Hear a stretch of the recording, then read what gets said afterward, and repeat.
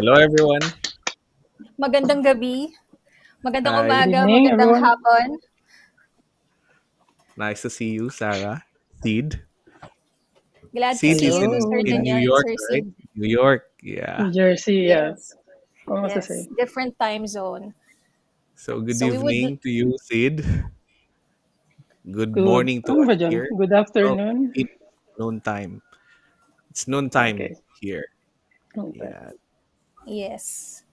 So everyone, welcome to our episode of Specialties, where we present the different areas of percussion like symphonic, marching and rudimental, drum set, and world percussion, among others. So today we are fortunate to have with us Mr. Joseph Pereira, the principal timpanist of the Los Angeles Philharmonic Orchestra. So before we meet and listen to the discussion, Mm. we are going to read his profile to get to know more of our artist tonight. Sir Daniel? Okay. So Joseph Pereira, born 1974, enjoys a multifaceted career as a timpanist, percussionist, composer, conductor, and teacher. His work in all areas has been widely hailed for his creativity and virtuosity and has been profiled in feature articles in both the New York Times and the LA Times. In 2015, Pereira was featured on the PBS series Craft in America. Pereira was appointed principal timpanist of the Los Angeles Philharmonic by Maestro Esa Pekka Salonen in 2007. He regularly appears as a solo percussionist in the orchestra's Green Umbrella New Music series. Currently, he runs the percussion studio at USC's Thornton School of Music and also teaches at the Aspen Music Festival and the Music Academy of the West. Previously, he was the assistant principal timpanist, section percussion of the New York Philharmonic from January 1998 to September 2008. Pereira was on the faculty of the Juilliard School from 2005 to 2013. As a composer, Pereira's works have been commissioned and performed by the Los Angeles Philharmonic, the Colin Curie Group, the Miro Quartet, the San Francisco Contemporary Music Players, Duo Harpwerk, New York Philharmonic Chamber Series, Los Angeles Percussion Quartet, Music Academy of the West, Aspen Music Festival, the Manhattan School of Music, the Juilliard School, the Royal Academy of Music, Here Now, LA, Paris, and pianist Joan Peirce Martin and piano Spears LA for Vicky Ray. Pereira's triple concerto Threshold for timpani and two percussion featured the Maraca two percussion duo and Pereira as timpanist. The piece was premiered in 2018 by the Los Angeles Philharmonic and Gustavo Dudamel. In 2016, he conducted his piece for Amplified Bass Quartet, which was selected for the Here Now Music Festival in LA. Also in 2016, his string trio Blur was performed at the Here Now Paris American Music Festival. In 2012, the Los Angeles Philharmonic premiered his percussion concerto with soloist Colin Curie. The work was programmed again the following season with Pereira as the soloist with the Los Angeles Philharmonic and Gustavo Dudamel in Los Angeles and at London's Barbican. His works can be heard on Yarlung Records, Sono Luminous, Electrum Duo, and New Focus Recordings. In 2007, his first orchestral piece, Mask, was selected by the American Composers Orchestra's annual New Music Reading for Top Emerging Composers. At the New York Philharmonic, he conducted the premiere of his quintet for winds in 2005 on the Chamber Ensemble series at Merkin Concert Hall. The New York Times said, "It is a restless, yes, yet lucidly textured work with an astringent harmonic language." Pereira's percussion works are published by Bakaldik Music. Pereira has also performed with the New York New Music Ensemble, LA 3, the Boston Symphony Orchestra, the Robert Shaw Festival Singers, and the New Zealand Symphony Orchestra as principal timpanist. He can also be heard on Telart, Teldec, and Deutsche Grammophon iTunes recordings, as well as soundtrack to many major motion pictures. His custom line of timpani mallets are manufactured and sold worldwide by JG Percussion. When not performing, writing, or teaching, Pereira likes to cook. Will spend time with his wife, LA Phil violinist Min Young Chang, and their daughters Sophia and Julia. So, what a wonderful bio. So before we meet the artist, let's watch a short video. Sarah?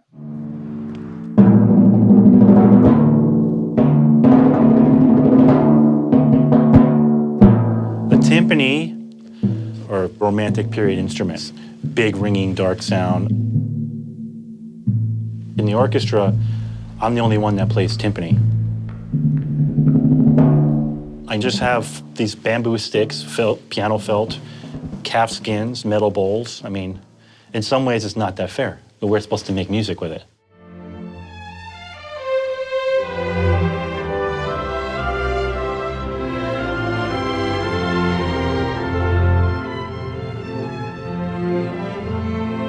A lot of people often say the timpani player is a second conductor.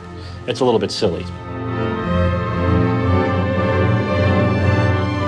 But you have to study the score like a conductor. I have to know it to get the right sound. I have to be focusing 99% of my ears on what's happening in the trumpets, what's happening in the strings, what is the conductor doing.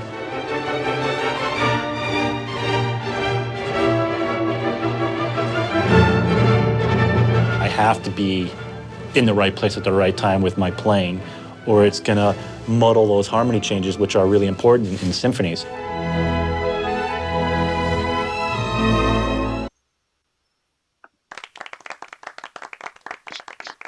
There. So, in behalf of Percussive Art Society Philippine Chapter, we present to you Sir Joseph Pereira. Yay! Welcome, sir, to PASPH. Thank you. Welcome. Thank you for that amazing collective introduction. It was very some things in there I forgot about. Um, so thank you. Um, yeah, so I figured today we would talk about a musical approach to developing sound, and not only sound but like individual style on timpani. So so what does it really mean to be? What does it mean to be musical? It's kind of that's thrown around a lot, but like, what does that really mean for us as percussionists or timpani players? Um, and what does it mean to have a musical style? Like, what's your musical style?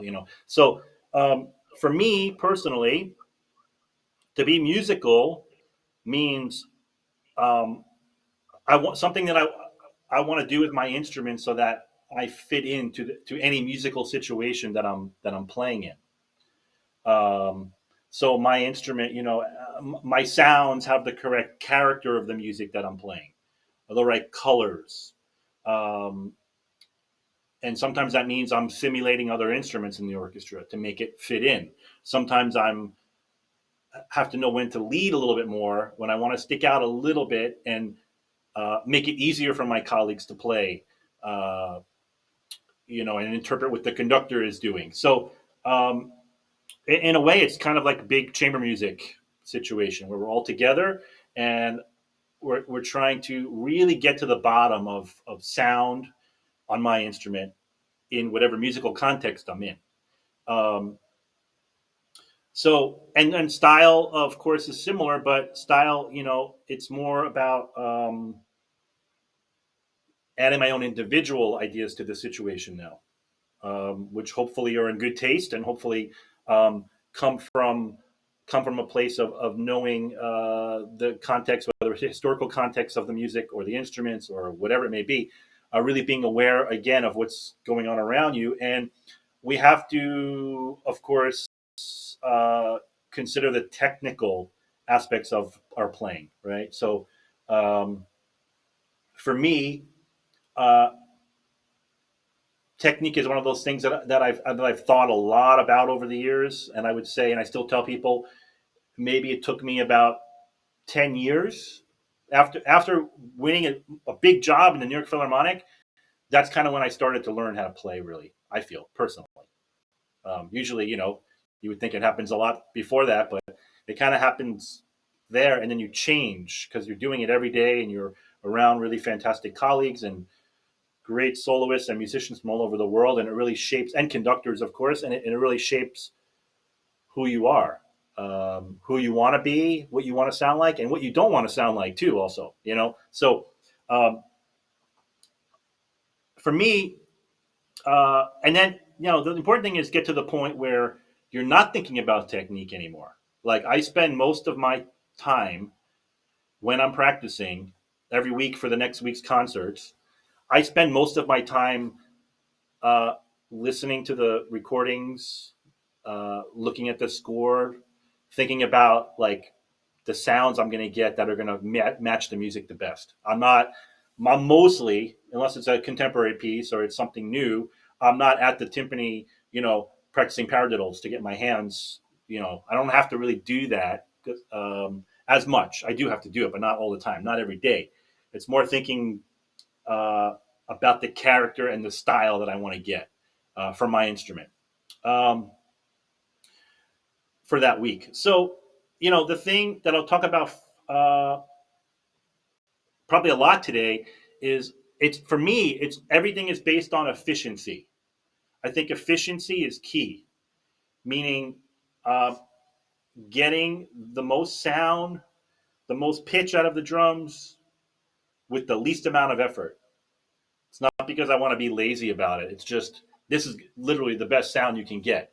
If you don't force it, um, the sound is going to be the best. Like this you know, these drums, we all know what they sound like. We all know how they're made. We all know they have a head, right? A drum head. This calf heads I use most of the time in the winter season here.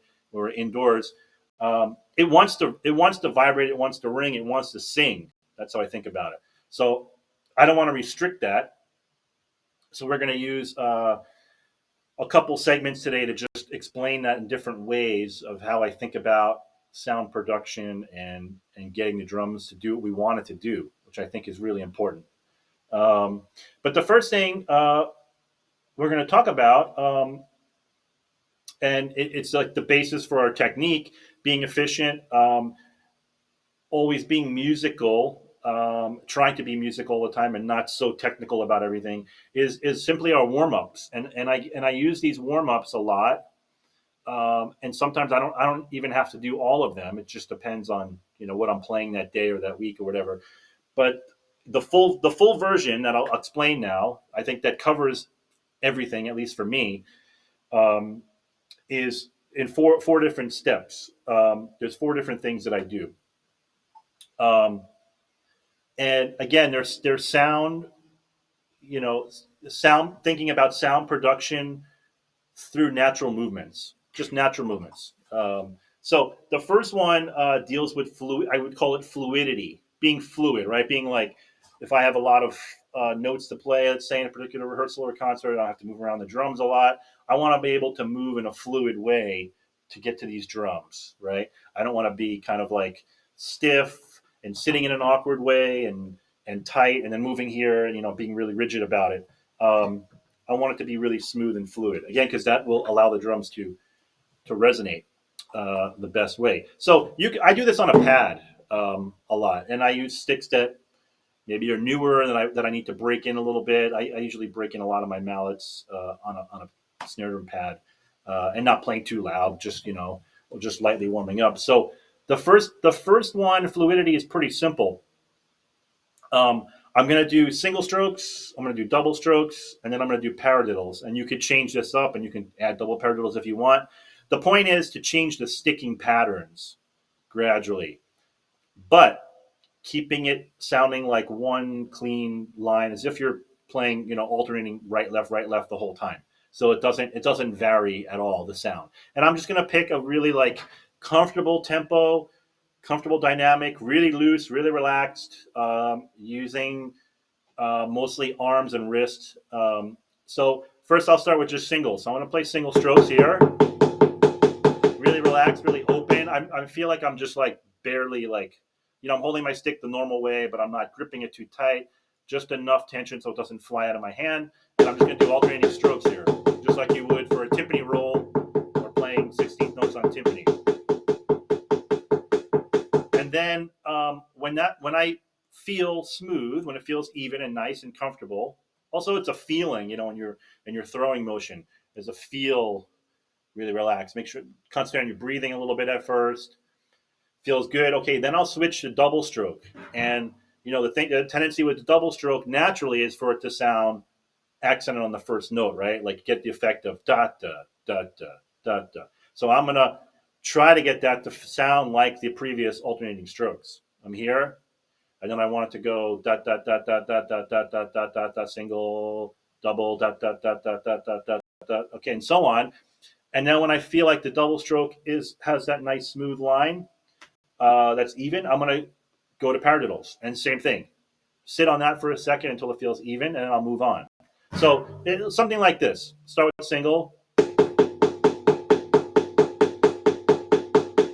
Feels pretty good. Feels pretty even. I'll go to double. You have to change muscle groups a little bit, right, to get it the same feel. Feels pretty good. I'll switch to paradiddle.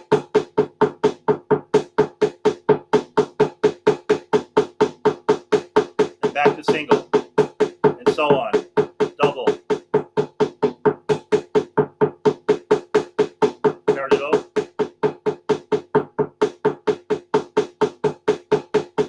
So you see, try to get it without any accent, really even, really smooth. And if you change the tempo slightly, you'll feel like a pretty big difference of either tension in the fingers, wrist motion, wrist snapping, which we'll talk about next, arm motion.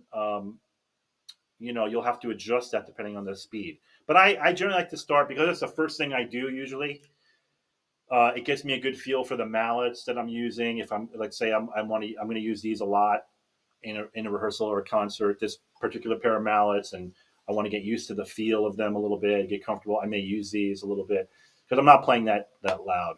And all this can be done on a pad, everything. So the next one, part two, I call it like power and evenness. So this is like the complete opposite.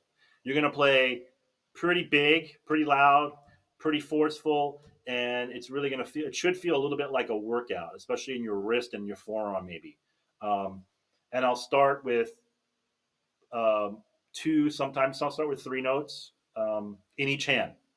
So you're going to play it faster, almost like not as fast as you can, but a little bit straining, a little bit faster. Like you're straining the muscle, straining the stroke a little bit, and keep the volume up. So it makes you work a little bit harder than normal. And I would use this one if like I'm playing a Sibelius symphony, something with a lot of rolls for most of the piece. So Sibelius is known for having it's like a workout. You're rolling a lot, or maybe Rite of Spring or Mahler Symphony or something where I'm just playing a lot of big stuff for a while. I probably want to do this one to push myself a little bit in the warm up to get warmed up. So I would start with maybe let's start with two notes in each hand and keep it really even again, just like really forcing it. Then I'll go to three notes, like get comfortable. Go to 4, 5 in each hand, 6. Like sometimes I go up to 12. So it may look something like this.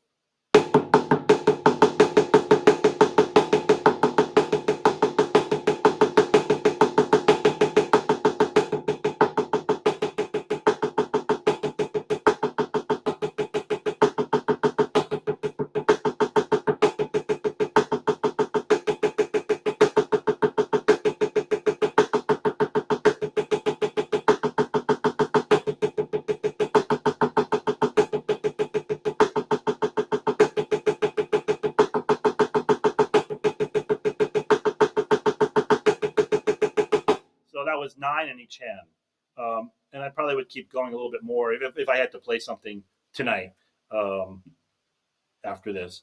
But then you should feel a little bit, and if it gets tight, you certainly stop and kind of stretch out a little bit. But it's just to get the blood flowing and everything, kind of like your power, there, so you're confident for if you need it, if you need that, which you often do in a big orchestra.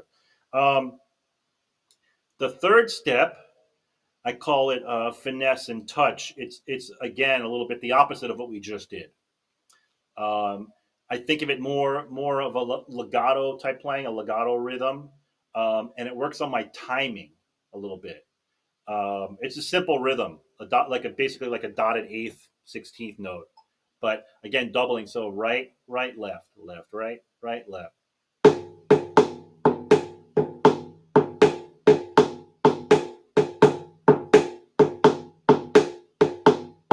So I don't feel like I'm really doing much forcing down like I did in the last one. I feel like I'm just kind of floating a little bit.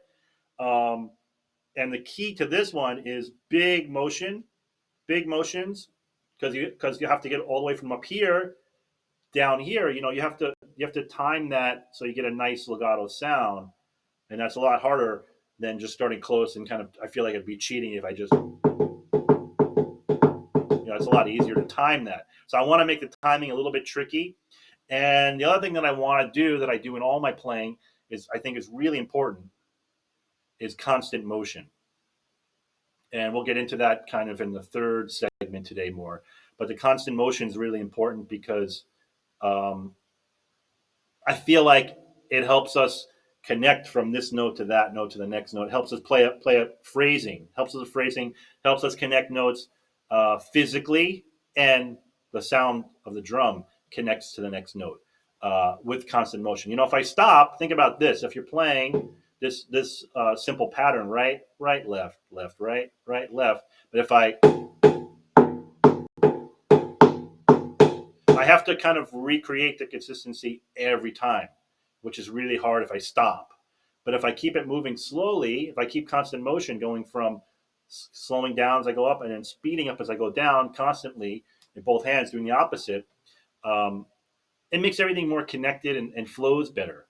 So, and you can see that if I just isolate and do my right hand, right, right, left, left, left, left. Look at this motion here, right? As it's going, it's preparing for the next stroke. Instead of right, right, left, left, left, left. Instead of stopping, then I have to do that every time, exactly the same, assuming I want to get it even, which is what we're working on now. So that really, for me, um, works on my touch. The feeling of making contact with the drum head. Now the last one is actually on the drums. So and this one's also it also is good for your ears to get we're basically tuning. The last one's tuning. Um, and I basically play an F major scale on the middle two drums because these are the notes that I use most of the time. All the notes in the middle two drums. Of course, A and D, G and C, B flat, E flat, sometimes C and F. These drums are used the most in basically standard repertoire. Um, so I want to get my feet moving. If I have a lot of pedaling, like in 2 weeks we're doing Bartok music for strings, percussion, celesta, and I probably will do this as a warm up before the concerts and rehearsal. Just because there's a lot of pedaling in that piece, and it gets my feet moving, it gets my ear kind of in tune. But by playing a scale, I thought about this many years ago.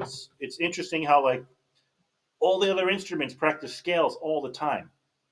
You know, um, string players, wind players, they're always practicing scales. We never practice scales really on timpani. Nobody ever thinks to do that. But I think it's good because it gets your gauge kind of in order, your gauges on your drum, and then of course it gets your feet moving, gets your ear in tune. So if I start, there's a few ways to do this that I would do it depending on what I'm playing. Um, but basically, start with a low F, and you're playing the range of the drum. So this drum, most of the notes I play are between F and the C on the 29-inch drum. And then on the 26-inch drum, most of the notes I play are C natural up to the high F.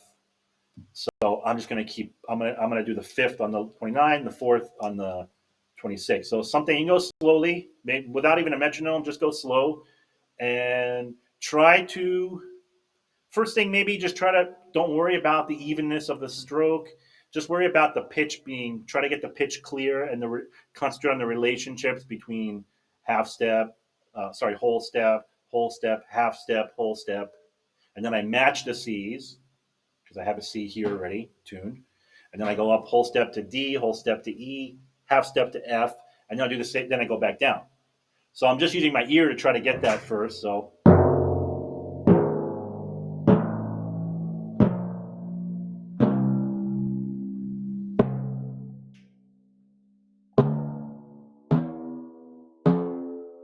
and then check your fourth because you have a C here. Pretty good. So I go back down.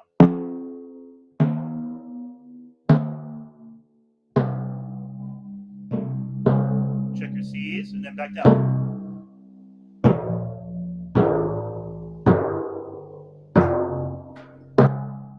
And you should have a perfect fifth on the bottom, the low F that you ended in the C from before. And it's harder, it's tricky on calf, especially when it's humid, which it is here today in my room. So the pitches, the higher notes want to go flat. So it's really good for you to work to keep everything in tune because it doesn't always line up with what it looks like on the gauge. And then the other way you can practice it is put the metronome on really slow and then play right on the metronome, and it gets your coordination between your foot, your foot moving up the pedal with your stroke with your mallet at the same. So your foot and your stroke going at the same time with a metronome. Another way I like to practice it is mostly for the foot. So I'll play just the first note, just the first low F on the 29, and I'll pedal all the notes without playing them. So you play it, you kind of play kind of big, so the drum rings, and then pedal up to the height to the C on the 29, something like this. So I hope you can hear that. So I just got up to the C, and then do the same thing here. And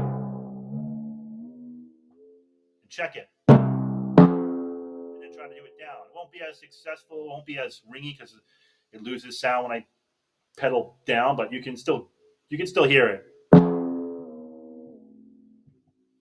And go down.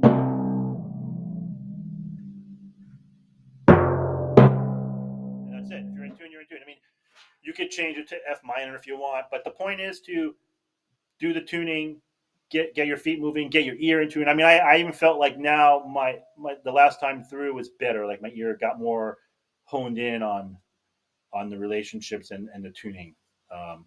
And also you learn the tendencies of your drum if you have extreme conditions, with weather that changes the pitch a little bit. So, yeah, that's basically it. I mean, I feel like that covers everything tech for technique and kind of musical approach to being ready to play the instrument in a with your orchestra or in your situation. You have any questions about any of that? It's a lot of talking, I know. Let's see if we have something on Zoom. So again, feel free to send your questions to me, to your host, or you just raise your hand, and then we are going to relay your questions to Sergio. Hey, Joe, I have a question. Yeah. Yeah, so you showed us your warm-ups, and I can see that it's divided into like two four parts. Do you ever like do Hmm. this? I mean, first of all, when you said that the last part, the tuning, don't worry about the technical stuff, just focus on the pitch. Is there do you do a thing that where you mix all of this in one to like, or do all of these parts in one, or does that fall to the performance itself? I mean, all four steps that I just did. Mm-hmm. Um, I mean, the last one you could do all with doubling or right hand on this on the 26, left hand on the 29. I mean, you can get creative with it. That's how I came up with it. It was just kind of creative, uh, working things out that like I felt like I needed to that helped me. So if you take the first one where I'm just doing single strokes and alternating and paradiddles, you can add other rudiments. You could add double paradiddles, like I said. Um, you could do that super loud, combine the first two and fast, and keep it like volume up and a lot of power, and do that one where you're going between the singles and doubles and alternating. Um, yeah, and of course changing the tempo. Uh, if you do the third one, the one where I'm playing the bum bum bum bum bum, if you play that really fast on a high drum over here, like a high G or something, it's a totally different feel than playing it down here on a low E, and still listening for the same type of articulation, the same type of bass coming out of the drum, speaking with the same pitch. It's a totally different feel, you know. I'm just going for just a general legato feel when I'm warming up to work out my touch and feel, but you can take it a step further if you needed to, So I would say be creative with it and use it. It all depends on what you're playing, Depends what you're playing that week. Um, this Um, week, like we have a lot of, I have a lot of, we had a concert, a matinee today, earlier today, um, Romeo and Juliet, Prokofiev, and there's a lot of really big timpani notes. Um, Mm-hmm. so my warm up is a little bit different than let's say for a Mozart symphony, where I'm playing smaller drums and I'm playing with smaller sticks and everything's very wristy and quick and lighter. This is different. So just be creative with it. Um, that's all. sir, That's all I can do. Yeah. Sir, I just have a question. Since you've covered like the basics and about the technique and some of your practice routine, can you tell us about your mallet selection? So to those who are curious, especially if they are beginning timpani players, what would you suggest, like the mallets that they are going to use? Because there are different types for beginning Yeah, players.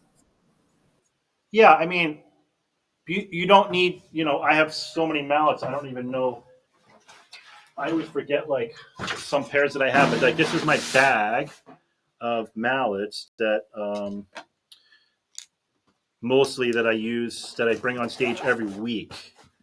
So you can see it's like a lot of mallets from the hardest ones over here to the softest ones on this side or biggest sounding ones. So, you know, um, I think obviously for a beginner you don't need that many mallets. Even my college students don't usually have this many mallets. I think for beginner, beginners you just basically need at least three pairs of mallets. You know, one hard one, um, medium, and soft. That's kind of, I would say, a beginner. That's what you need. Um, my mallets, as you know, are made by JG. The ones that have the green, you see that with the green rubber. These are Jason Ginter mallets that I designed with him. Mhm. Um, there's basically 10 models, and I use a lot of variations on um, on all of them, but they basically go from the hardest, which is a leather, which basically sounds like wood. It's a leather flannel style mallet, all the way down to softest one, which is a soft cork core and a German felt uh, wrapped over. So there's five what they call the ball sticks with felt and five flannel style mallets, which can have either leather discs or flannel discs, or this one has both. They're just basically placed on top of each other. And this is a kind of a special stick. Um, they're not necessarily hard. Some of them are harder than others, but it's just give a little more clarity than the felt mallets. But yeah, I think having maybe three mallets for beginner is enough for a very beginner, like a hard felt, and then two other felt ball type mallets like this that are wrapped with felt, medium and soft. I think that's important to have. I think we have some questions from Zoom, Sarah. Yes, I think it's just a follow up from my question. So, Joe, I understand you have so many versions of JP4. Would you give us Yeah, explanation on which pair you use for any particular piece? Thank you. which pair? Well, it depends. I mean, Um, I use the fours generally a lot because they just work well on my drums and in my hall. The fours are the dark blue ones. So like yeah, I you may have seen that picture I put up this week on Instagram for Romeo and Juliet. I have many different pairs of fours that I have wrapped and Jason has made. I make the mallets too. Sometimes I redo the stitching and the felt and mess around with different kinds of felt. Um, and Jason sometimes sends me some experiments that I try. But like I use a pair that has a lot of really big, loud notes that are high F on the 26 repeated notes.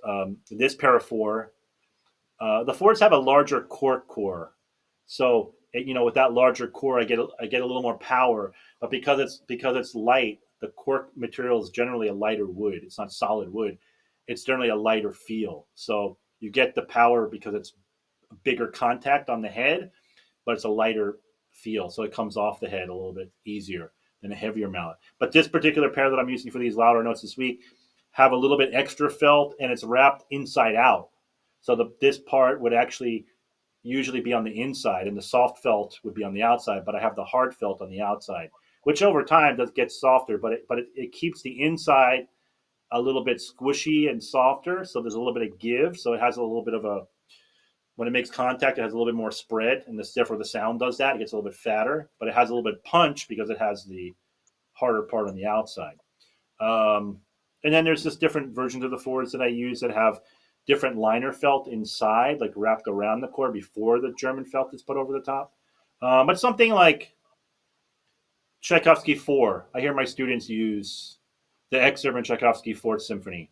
They use my number fours, and it sounds to me, it sounds like easy. It sounds like the right sound, without generally everybody sounds pretty good with it.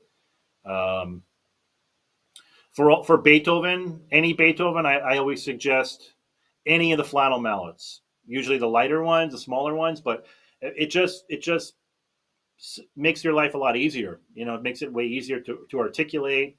Um, the sound is very clear, but it's not necessarily hard unless you're using leather sticks, which I use for Beethoven 9, the second movement, or Beethoven 1. You want a harder stick.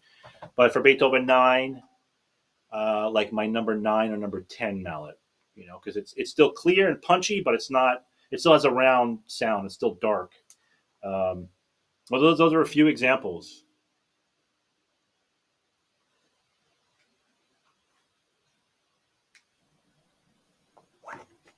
All right. Well, we can continue now to the next part of this Yes. masterclass. Yeah. Okay. Um, so the next section, to get into it a little bit more, the technique and sound production, um, I call it the snap, and the snap is really important. It's probably the most important thing, I think, and um, not only for timpani playing, I think certainly for all percussion playing, you could apply this to percussion. I mean, I certainly have, and I got a lot of this. My thinking about this actually came from playing a lot of cymbals in New York Phil. Like when I was in New York Phil, uh, um, I replaced the great Arnie Lang, who was a cymbal player for many years, under Bernstein and all these older great conductors. So there's all this history and all these great cymbals that were lying around that I got to play every day. And I was playing cymbals, and I was the assistant timpani when I first got there. So going back and forth a lot, and there was a lot of similarities. I think probably the most similar instruments, timpani and cymbals, as far as sound production, and and interpreting what it sounds like far away. It's a very different sound away from both instruments than it is right here when you're playing them. So you have to learn about from experience how to project the sound and what it sounds like out there, which is very different. But the snap is really important. It's basically a natural movement and a natural thing that happens when let's say we throw a ball, bounce a ball, we clap, right? There's this little snap that happens at the last second. We don't even think about it. When you bounce a ball, if you can imagine, if you're just standing up where you are and you just bounce a ball, when you release it, there's that little whipping motion, that snap in the wrist that happens when the ball leaves your hand, right? So I started to think about this a lot when I was playing cymbals in New York, and then applying it to timpani with the clap. We can. It may be hard to hear through the computer, but you should certainly try this sometime. Like if you're in a room, um, if I tell you do your loud, you will do a loud clap, make a really loud clapping sound, like not the loudest you can make, but just do a really big sound. Um, and you would get tense, your shoulders, chest, back, whatever, arms, and then put it together. You know, you can get a loud sound, but you're working really hard. Um, if you do the same thing except you add a little snap in there, you have this sound, right, with a lot of muscle mass, let's say, and you do this sound with less muscle recruitment, let's say, but you snap. You can feel it. The room, just like when I do the second wave with the snap, the room immediately like fills up with sound. It's like this immediacy, and I hear it slapping off the wall a lot quicker. So it's in a way it's more efficient. Coming back to the first thing I said, it's way more efficient. And I'm using like way less than half the amount of muscle and strength I put into that first one. So I was thinking, how can I apply that to timpani? especially like when I would be playing when I was younger and I was playing uh, in New York with every week, great soloists from all over the world, and they looked like they weren't doing much, but the sound was really huge. And piano, violin, any soloist, most of the time it was really eye opening to me. And then I started to think, how can I apply this to my playing to the instrument? So basically, what has to happen is there's that similar snap. Same thing when you bounce a ball, right? When the stick makes contact with the head, at that moment, that's when the snap happens, right there. That's going to give you the most efficient singing sound of the drum. And you can apply that to, again, any instrument. And I think not only percussion instruments, I think, string instruments, there's a certain snap to that. If there's a note that has to sound a certain way, there's a certain speed that's used and a certain release that's used. Same thing with air through the body for a wind player. There's a certain kind of snap to the sound to project it in a certain way. Um, so how can we control that? What is it really, for us? So, I'm thinking about it as a motion, a timed motion, right? That goes from slowest, biggest muscle group to fastest, smallest muscle here in the wrist. That's the snap. So, um, it changes. If I'm playing soft, I'm only going to use my wrist, basically. Everything's there. But as I get louder, maybe it comes from here. So this becomes slower to fastest. Even bigger note, fortissimo forte, which I often use a lot in an orchestra. Maybe I'm even feeling it in my back. Slowest motion, faster, faster, fastest.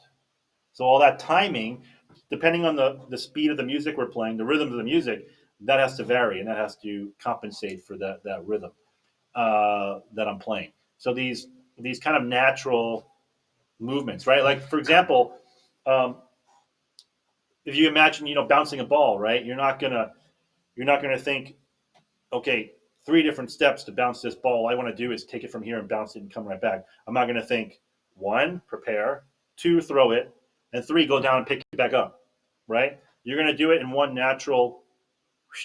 That's it. It's right back. So the ball goes like this, boom, it's right there. And if I'm running down a court, let's say I'm playing basketball, whatever, and I'm running this way, I probably have to throw it a little bit differently. My preparation is a little bit different to get it to bounce over here. So when I run, I catch it again. Same thing in music. If I'm playing a bunch of notes in a row, I'm going to throw it in a way so that it's just continuously flowing to the next note. Okay. Um, so the wrist is really the most important thing, and it's the smallest muscle group that I use. I know it may look like sometimes I'm using my fingers, but I'm never initiating the stroke with my finger. I'm always the smallest I'm initiating with is my wrist every time. The fingers are just used to kind of hold the stick, guide the stick so it doesn't move this way. I want it to move in a straight path like in here. So my thumb's on the side of the mallet, and the fulcrum for me is in between these two fingers. Why? Again, um, another natural movement. If I have, like for example, these papers, let's say, or your book or whatever on the table here or the drum, uh, without thinking about if I pick these up, right? Where's my fingers, right? My thumb, if I take it out, my thumb is in between these two fingers, right? It's right there. So I don't go around picking up something like that, in the front or in the back too far. Your thumb doesn't go back here. So it's a more natural. So I'm holding the stick that way. I'm not thinking about it too much. I'm not turning my hand too far, thumbs up, too far flat. I'm kind of a little bit in the middle because what I want to do is create this straight line. The arm, I'm thinking about the arm is like an extension of the stick if I need it to be. If I'm playing loud, I need a longer, bigger stick to throw down. So I want to have this freedom. I don't want to have like this uh, angle here in my wrist, angle here in my elbow, another, so I'm having all these strange angles here. I want it to be just like you're sitting at the piano or marimba. Xylophone, everything's here. Elbows are not too far out. No angles, no funny angles. So everything's here, so I can be at the best possible position to have the most unlimited amount of sound and colors that I need from here. And it's more natural to let the mallet bounce off and maybe bounce for the same drum or bounce to the other drum over here. You know, um, so I have all this flexibility if I keep everything kind of loose and straight. So this snap, getting back to the snap, um, it's really important part of efficiency for me. Um, and again, holding the stick right um, in here. So the thing I like about the two finger kind of fulcrum is that I can feel, and I do this the most probably. I'm feeling it more on the third finger. I'm feeling it more in here because what that does is it lets the stick come back faster off the head without me pulling it off. If I throw it down, look how fast it comes back, right?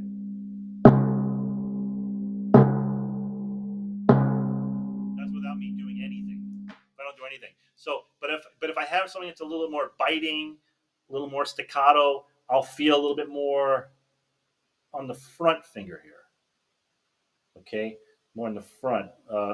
And for me, like snare drum, it doesn't really change much. It's always on the side of the stick, so the stick is free to move in this path, kind of in here. Stick's free to move, and again, the back fingers just keep it from flying out to the sides. So it's in here. So this snap for me is really important, and keeping that path in my hand there. Um, Again, you're getting with this technique, you're getting the head to vibrate at maximum capacity without restricting it at all. Because if I start thinking about timing, I'm going to prepare, I'm going to hit the drum, and then I'm going to pull it off. Um, there's no way you can be consistent about that. And even if you are, every note's going to sound very kind of separate. So let's take an example. So let's say like for example, the beginning of Beethoven 9, the famous coda excerpt. Um, the opening notes, right? We have basically, if you look at it, we have three different note values. We have eighth notes, 16th notes, 32nd notes. And everybody knows this is the most popular timpani excerpt of all time. And the key is to make it sound like it's you're playing in time, but you have these different note values that you have to drop in there in this bigger sense of the time. So from the beginning, so I'll just play a little bit. I'll just play a little bit of the soft part. So you have from the beginning.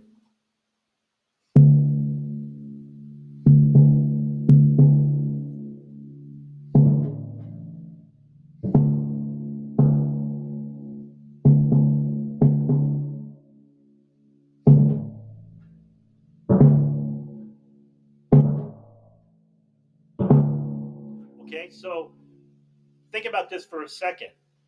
The thing about the snap that's really important is, if done correctly, you're giving the notes a rhythmical character, right? Um, if you were to just take the Beethoven 9 timpani part and play it on a pad, or clap out the rhythms, you could play in the right spot, you can play the right notes, but it doesn't have any rhythmical character, right? So think about it this way. If you isolate the notes now, so the first note we play is an eighth note, right? But 1 and 2 and 1 and 2. You're playing on beat 2. You're playing an eighth note with the trumpets. If I just play eighth notes at that tempo, 1 and 2 and 1 and 2, and then I isolate one note. So I'm going to do constant motion, and I'm snapping it, isolating one note. That's an eighth note at that tempo. That's a full eighth note, full value. I'm not adding an articulation, a staccato, nothing. That's the note. Ba. It's singing along. Ba and 2 and 1. That's 1/8 note, right? If I'm playing 1 and 2 and 1.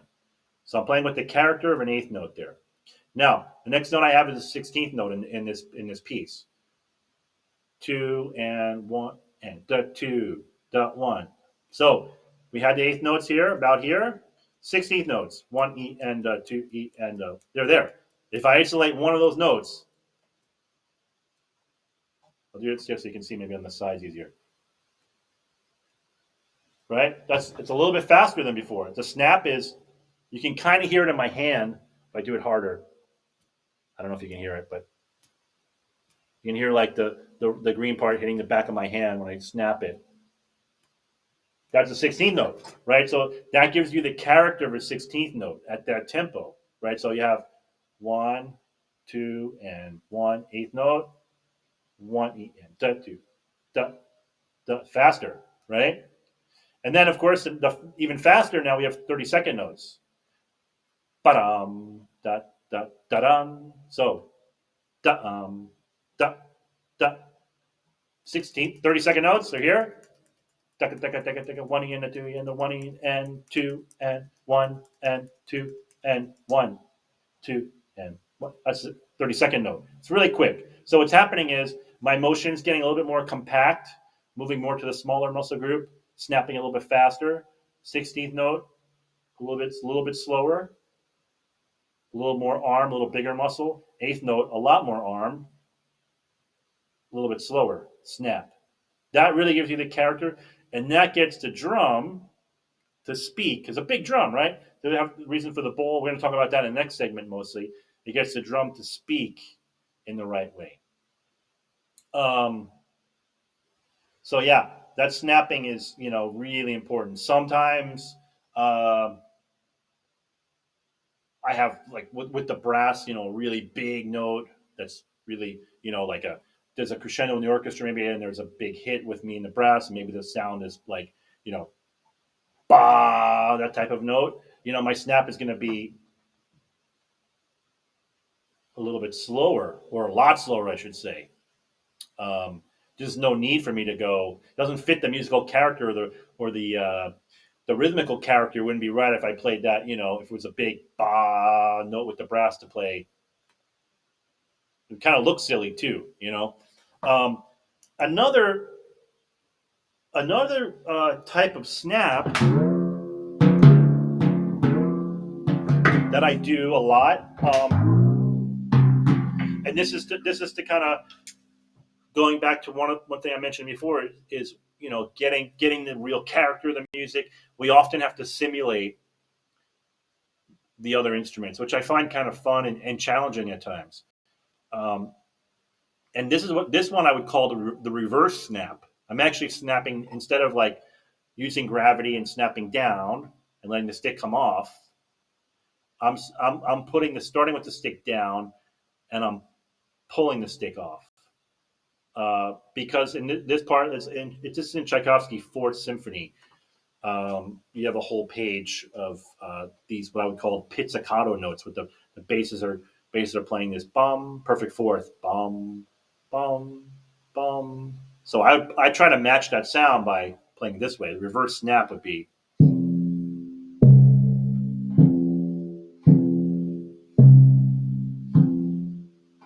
So I'm eliminating the gravity of the going down.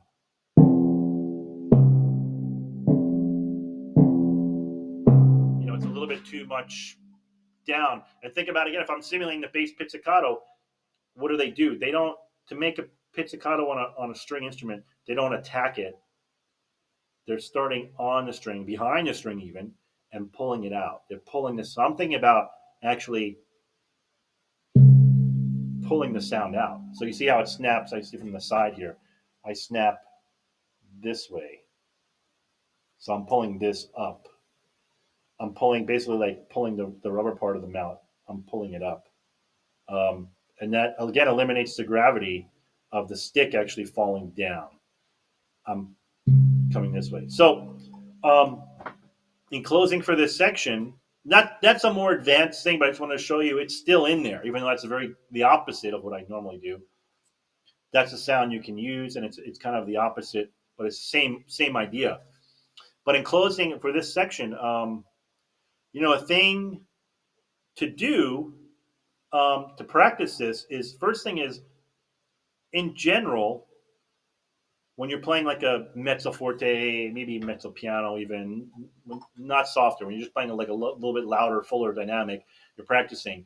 Try to always start with the stick. I always tell my students at least perpendicular to the drum, meaning your stick starts here when you're throwing the mallet, or let's say bouncing the mallet, right, with the snap like a ball.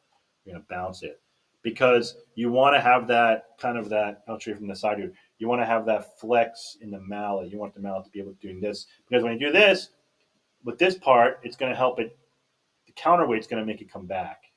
So you won't have to actually physically pull it back yourself. Sometimes you have to. For a certain sound, you want a lighter sound, you want a thinner sound, you want to pull it off, you have to do that. But in general, just talking in general, when I'm playing here, I'm always starting my stroke with the mallets here. I'm not, a lot of younger players, they're reading the music and the sticks are here. And then, the first thing that happens when your sticks are starting from here is this becomes your wrist. And then they start playing everything like this, and that's not going to be a great sound because you're basically like, it's like your hands doing this to the drum. You're basically muffling the drum. So try to always start perpendicular to the drum. So you get some of that, that back swing is really important for getting the sound, and it'll make you work this a little bit more. And then you start working on your timing, and you get comfortable with that. I can guarantee you're going to feel more relaxed, and um, you're going to get more singing sound. So that's the snap basically.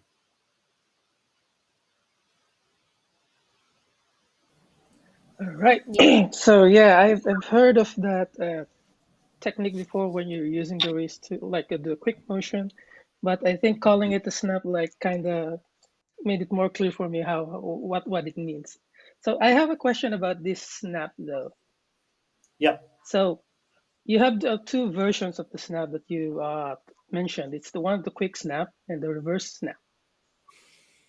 So from seeing what you did, it looks like two of the basic movements in basic strokes in drum playing. It looks like a full stroke and an upstroke. At least that's what I see. Now, how do you uh, explain this without the student like thinking, oh, I'm just gonna do a full stroke, oh, I'm just gonna do upstroke? Because I think if they think of it that way, the sound that you want them to bring out won't come out from them. Um, how would I explain to a student? I mean, the first lesson I do, I explain the ball. If the student imagines the ball bouncing, what does that feel like, right? Not only like the throwing motion, but like what you do naturally to kind of ride it as it comes back, and depending on if you're running, you let it come back less or more, depending on where you're going, or if you're just standing here, you're just keeping it here. You're not letting it come back too much up. So Mhm. it's the same idea. Depending on what notes you're playing, if you're playing something that's getting louder, you're gonna let it. You're gonna start. If you're saying softer, you're gonna let it come up because you need this for the loud sound. So in a way, I feel like I'm just kind of doing this on the handle basically, my mallet. I'm just kind of like bouncing it. Um, and there's the next section I'm going to explain a little bit more in a different way, but it's similar. It's more about the production of how sound works. But yeah, and sometimes the very first lesson ever, I just have the student just go to the drum and literally just, well, of course, with the right, holding it hopefully the right way that I explained, just throw the mallet down. Don't worry about anything. Don't worry about the sound quality. Just throw it down, and your wrist goes below the drum.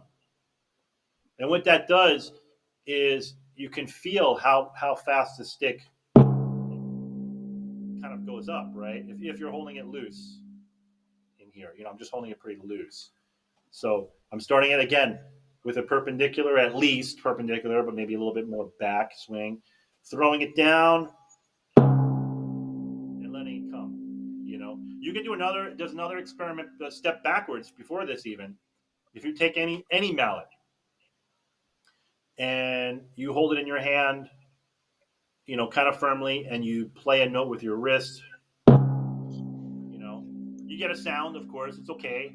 Um, but if you hold it a lot looser, just with your fulcrum, not tight, but firm enough so it doesn't move around this way again, and you hold it back so you have this angle back here, right? And you just let it drop.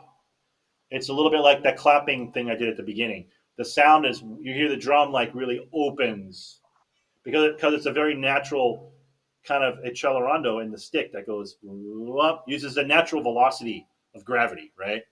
Assuming you have a well balanced mallet, it works better with a mallet that's well balanced, of course. And how do you tell your mallet's well balanced? For me, like if you hold your mallet in your hand and you just flick it, if it comes right back, it's good. You know, um, then you know the mallet has a good balance, meaning that these two, the head of the mallet and the rubber part of the end is balancing the handle in the right way. But that's the first lesson. I have them just throw it down and let it come. Hit the hand like just below the counter hoop, so you really make the stick pop back. And then you gradually ease up on that, and you come back to a normal place, and then you'll see the natural bounce, and the snap will happen naturally. It'll come back. So I'm not again. I'm just thinking one. That's it. I'm not thinking like one, two, lift off. Because again, it's not natural musically. You don't really have time for that, especially when you play in an orchestra. I have a question. Yeah. So right now you're using a bamboo shaft mallet, which I Hmm. understand clearly that it will work on it because it's thinner, it's lighter. Now, would this work on a wooden shaft mallet? These exercises. Yeah, I think so. As long as it's well balanced. Mm-hmm. If the top is too heavy, you're going to have an imbalance. Some sticks are not balanced well. If you, I find there's a lot of mallets where if you just go to the hardware store and buy a little piece of rubber tubing and put it on the end, it makes the mallet feel a heavy mallet Mm-hmm. makes it feel light actually because the Mm-hmm. balance is better. Because Hmm. it's like a seesaw effect. When this hits the drum, this part if it has the correct weight helps pulls it back. So there's not a need for you to actually do that. Some sticks were designed by certain players because of their situation in their hall to play everything where they're pulling it off.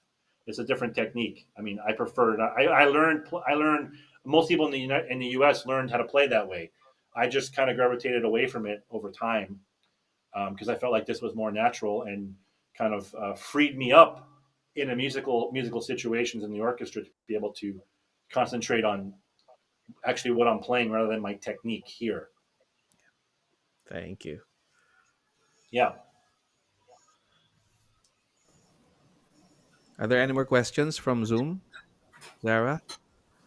Yes, we have two questions from Zoom regarding the mallets that I know this is not that on topic about the snap, but since you've mentioned that our arms are the sticks or mallets rather are the extension of our arms. So these questions regarding the mallets. First, you did mention on the different feel with your warm up whenever different repertoire to be present on the week. Can you show a little of the different approach on that? Next, the other question is, will you say nowadays you will select leather flannel mallet to replace the wooden mallet usage? Okay. Yeah. I mean, I talked about the first one a little bit before. For example, like if I am playing a Sibelius symphony or one of the symphonies that has a lot of rolls, even the violin concerto has a lot of like chop type playing, a lot of fast rolls and fast notes, articulate stuff, or Mahler symphony or Bruckner, where there's a lot of really long, really loud, big rolls. Yeah, I would do the second one, the second part of my warm up a little bit longer. The one where I'm playing like big notes, really even, consistent.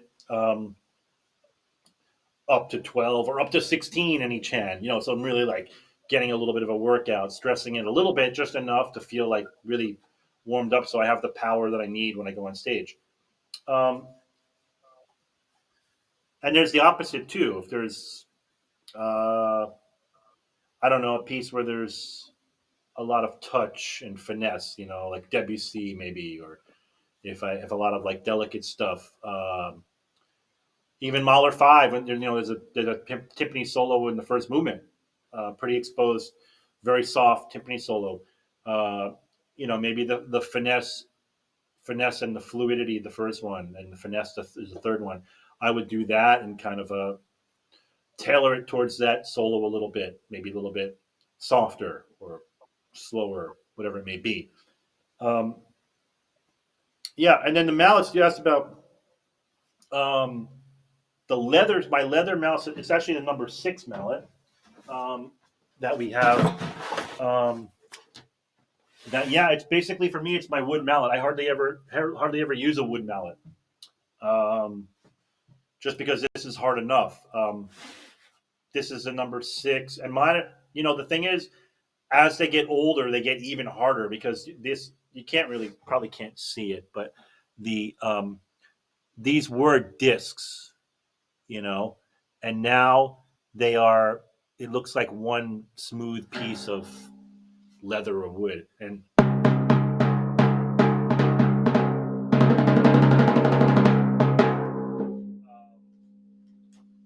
it gets quite hard, And I have a newer one that's a little bit softer. I have different variations, but you can see this one. You can see the actual discs, so it's not as old. And here's the old one. This one's like, I don't know, maybe 7 years old. You can hardly see the discs. It feels very smooth. It just got, kind of pounded in over time. And I have a larger version. Um, these are the two main ones that I use. The larger version, the one on top, see the difference here. Sorry. Um, is bigger. So the one on top, I use more for like Mahler symphonies when I require a wood mallet. Stravinsky, Firebird, where you're playing a lot of fast, big, powerful notes. I use this. It's a heavier bamboo shaft, and it's a little bit bigger disc size. It's still really hard. So I use that for the bigger repertoire, and then the smaller, the first one you heard is more for Mozart, Beethoven, and so on. Mendelssohn. If I need a wood type or a really hard stick, I mean the leather is hard enough. Um, so that's what I use for wood mostly. Yes, thank you for that, sir. So maybe we can, if there are no more questions from Zoom, maybe we can proceed to our next topic. It's about All the right, Wheel of Sound, right? the wheel of sound. Yeah, so this is like a continuation, basically, and it really kind of deals with two things. I think. Um, Most importantly, it deals with articulation, which is like the hardest. I think the hardest thing about our instrument. And I'm not talking about the articulation where the conductor asks you to use a harder stick. That's let's get to the bottom of that. It's not really the stick's fault that it's not clear. And the stick, you can grab a harder stick and it could still not be too clear. It's really what's happening with the drum when you play it and how is it speaking. That's really to me that's like the key to articulation, and that's what we're going to talk about now. And the other part is like to go along with that is, and it may be helpful and eye opening to some people who are listening, um, to think and talk about what is actually happening inside the drum with the sound. What's the reason for the bowl, and what is happening with the sound, and why is it sounding a certain way, and why is it not articulate? Why is it not sounding?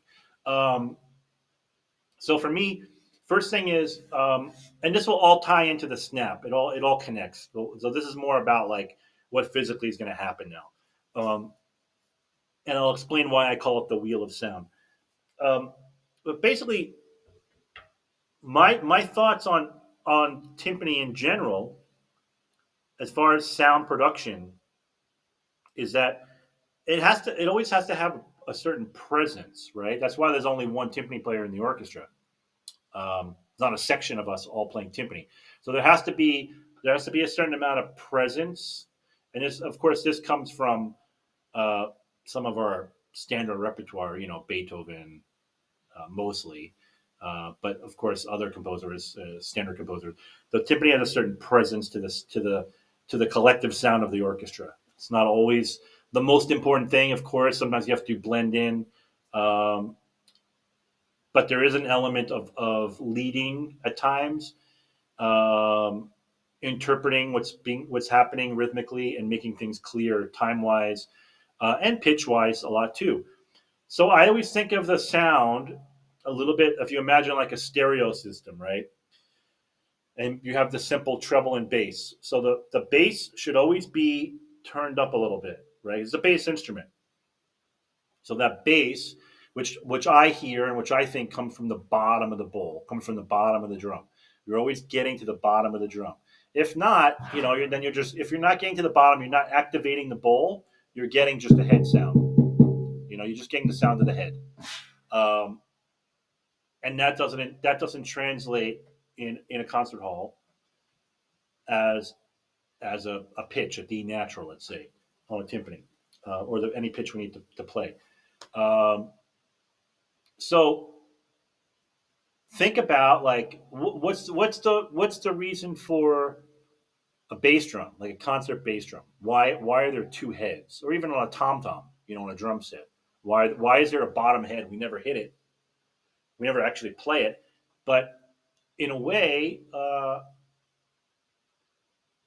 the person who gets a really great sound, a really full sound, is playing that bottom head. They're activating that bottom head, or in the bass drum, the other head. They're activating it with the air, with the sound from the playing head. They're kind of playing through to the other side, and the sound's vibrating back and forth. So you're getting this like nice big fat sound. Same thing for timpani. That's the reason for the bowl. Um, and when I was younger, I went to the Cloyd Duff masterclass when Cloyd Duff was still alive. He did this. There was a day where afternoon we were learning about how to um, clear the heads, how to tune each individual of the 8 different tuning rods on the drum to give yourself the best possible chance of sounding really in tune and really sounding really good. How do you get the drum in tune, which I have to do sometimes because the playing a lot, you're playing big, and you get some flat spots or whatever it may be, it goes out of tune. So we're learning about that. He started by doing this little thing with a quarter, with a big coin. Um, Basically, on timpani, you have the the main playing area. So these first 4 tuning rods, the 2 in front of you where you're playing, and the 2 directly across are the most affected by the ones you play. Say I'm playing here. You kind of see the white marks from where I played. This head was turned after it got played out. So this is my main playing area. We'll say these 4 tuning rods. So and then the secondary playing area is the other 4, these 2 and those 2. So he did this thing with the coin to show us how the sound production works on the drum and how most of the sound comes out of the instrument. He put a coin on the secondary playing area, played a note, and the coin uh, bounced and then stopped on the head. It didn't move. It moved a little bit and then stopped. Then he put the coin on the across from the in the primary area. Put it across from where we're playing. So we're playing here. He played the same note, and the coin on the other side bounced and fell on the floor. And the point was, when you're playing here, most of the sound is going down and coming out exactly the other side. So, um, to me, that's really interesting for sound production because I want to, even when I'm playing soft, a soft note, maybe something even this soft, or like the beginning of Beethoven 9, right? This first note, it's a piano note, but I still want it to be like the stereo, the bass is turned on, and it's really present and full. And the person sitting all the way in the back of the hall still hears it, even though it's soft. So we can hear volume loud. It's me louder, but we can also hear volume, the wideness of. We can hear it this way. It's like another dimension. Um, and for Mozart, early classical, we want it to be a lot slimmer. But in general, because it's a bass instrument, I want it to be a little bit wider. I want to have this bass sound. So I'm thinking about what really happens when I snap into the drum with the previous thing we are talking about. What's happening with the drum, right? I'm playing here. The sound is going down, hitting the this. Let's pretend this is the bowl, right? It's going down. It's hitting the curve in the bottom, shooting across to the other curve, and coming out the top of the drum. So if this is the drum here, the sound is going coming out. So I'm imagining, and I'm totally making this up, but I'm imagining for myself to connect everything I do, connect my motions, connect the sound, connect my stroke, my snaps, everything. The sound is literally going in, coming out, and it's moving in the same speed, assuming it's the same type of note, same speed note. The sound is moving like a wheel. So it's going into the drum. I'm imagining it coming out here, and it's not stopping until I play the next note. So it's doing this kind of loop. So if I'm playing, bum, bum, bum, that type of speed, the note's doing this. Bum, bum, it's staying. To me, it sounds the most singing, fullest note I can get. And that helps your articulation, I found. Um, it keeps your notes clear because you're playing what I would say the center of the pitch is always there. You're not just getting mostly head sound, and I often hear a lot of stick sound sometimes in students, uh, and you're not getting enough of the bottom of the drum. You're not playing to the bottom. So that wheel for me is really important. A good way to practice that and just get a feel for it is something like the beginning of Brahms 1, right? Brahms' First Symphony, you have all those C naturals in a row. Um, when I play this in the orchestra, I put two. I play two C naturals. So I'm playing with two big full sounds. And my reasoning for that is the sound is just even more fatter. And I don't have to force it as much because I'm not playing with one drum. Right? I probably have to play a little bit louder if I played with one drum. But with two, it makes it sound a little bit wider, right? Because you have two drums kind of singing at the same time. And you don't have to force it as much. But we'll do one drum for now. So let's just say I'm here and and this drum. And the key is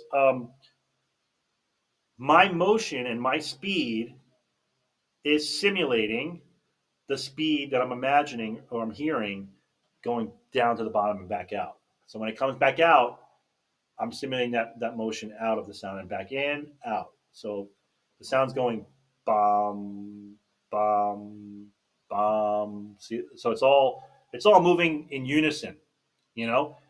And the thing is, in a way, you're kind of simulating the conductor, assuming the conductor is conducting in the right way and conducting in the right speed of the music.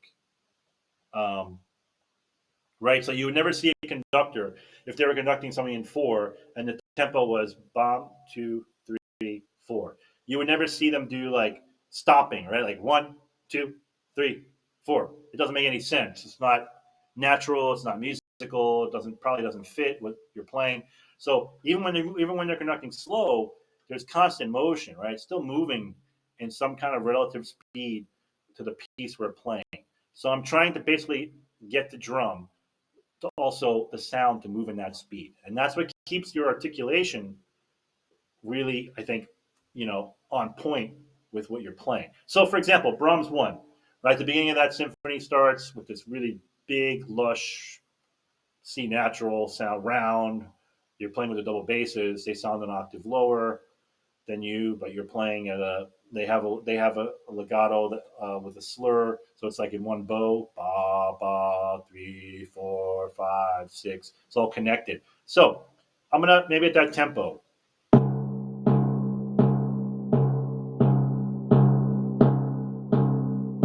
And even to practice, try it a little bit slower and see if you can hear and line up your stroke with the speed. So if I do something like, so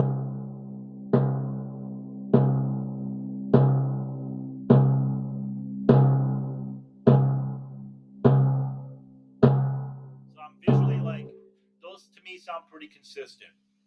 And sometimes it takes a few seconds at that slower tempo to kind of adjust it, to get the adjustment. But I don't want the sound to feel or sound like it's stopping before the next stroke. So the sound doesn't go ba, ba, ba. No, bum, bum, bum. It's singing through to the next note. Um, for me, this is really important for the articulation and for the presence in a hall, right? Sometimes, um, if it's not clear, and it's more obvious to me when I hear other people and students play for me.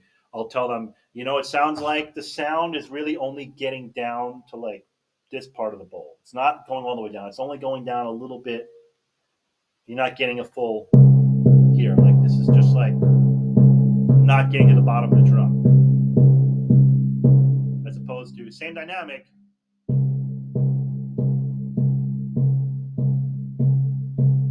I don't know if you can hear that over the computer, but it's a fuller sound. And basically, all I did was I played a full stroke, and even though it was only this big, I'm still feel like I'm starting it and finishing it there in the same place.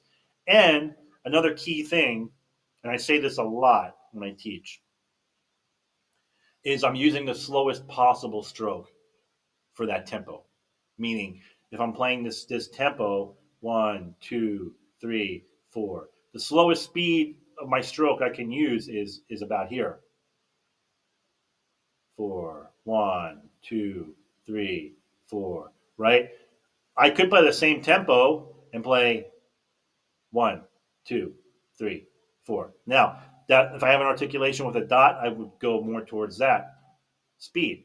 But if I need it to be articulate and clear and full value, I'm going to use the slowest possible stroke speed I can get away with in general. That gives time for the drum to do its thing.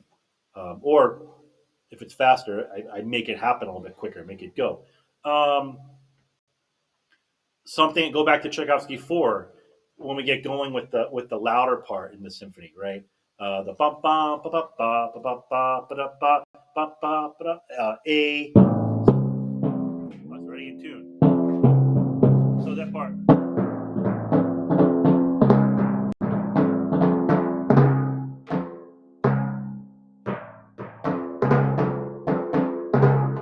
Right, there's basically two different snaps happening there.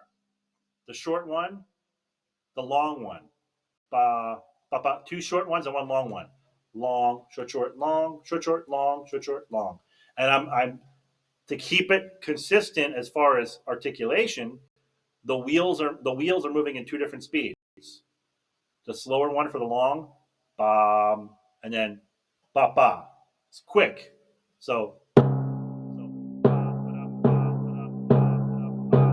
then ba.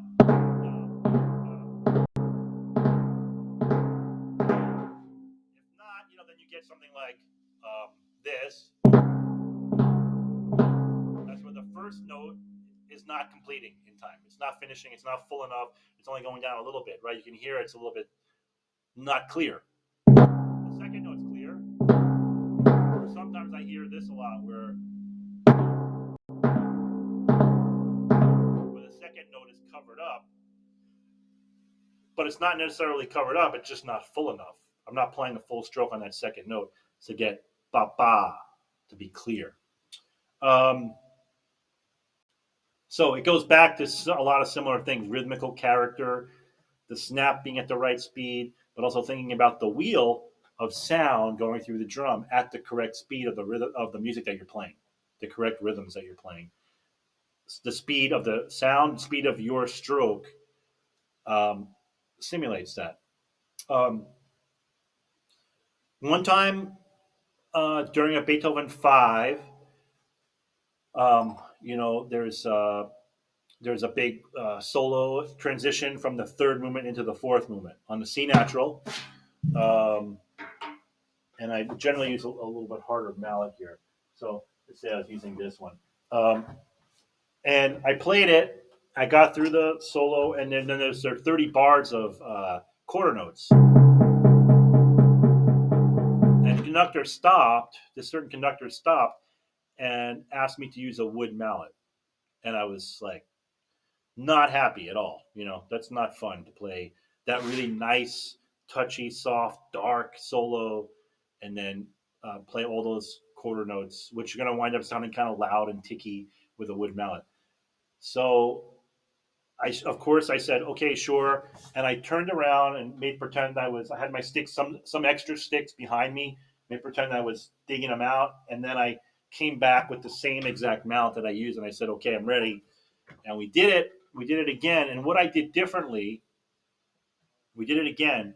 And I just made sure with the same flannel mallet that I finished my strokes basically, especially when I got to those 30 bars. Because, you're in the back and far away, and the strings need to hear, the conductor needs to hear those da, da, da, da, da, da really clear. So basically, it's pretty soft. And the stroke is maybe only gets like maybe this high, you know? So I think the first time I was kind of ghosting. I was kind of just floating. I was kind of, and I think in a hall, I probably could have sounded almost like a roll even.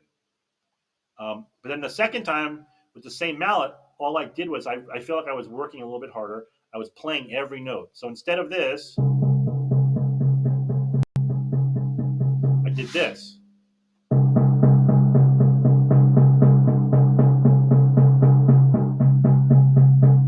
So I don't know if you can tell, but it's like I'm completing every wheel. I'm getting to the bottom for every note, even though it's soft. And so therefore, like the bass in the stereo got turned up, and the conductor, sure enough, was like, "Great, thank you, sounds good." And I didn't change the mallet at all.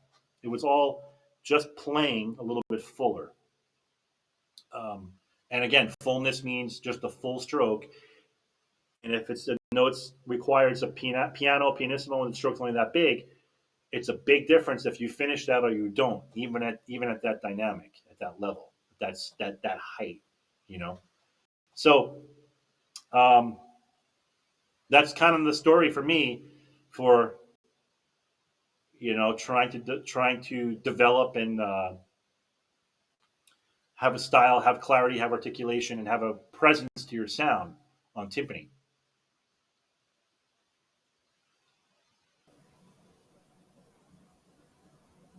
Yes, we learned a lot from that, sir. Good. Maybe we can check Okay. if there are some questions. Yeah, there's one. Sarah, you go ahead. Due to the pandemic nowadays, we are doing much more recordings. Do you clear the heads in different way? Also, will you place the mic in different position when doing recording or doing live performance? So that's, I think, Um, just a tips for recording. yeah, no, no, I mean, um, yeah, there's certainly been a lot, and we've certainly learned a lot because of COVID and having to record um, on our own and figuring out how to do things on our own. I'm still an amateur, but I can tell you because I have a lot of students that a lot of the auditions are still virtual, unfortunately. Like for our summer festivals at Aspen and Music Academy, and I'm going to be judging and maybe going to Japan for a PMF festival this summer.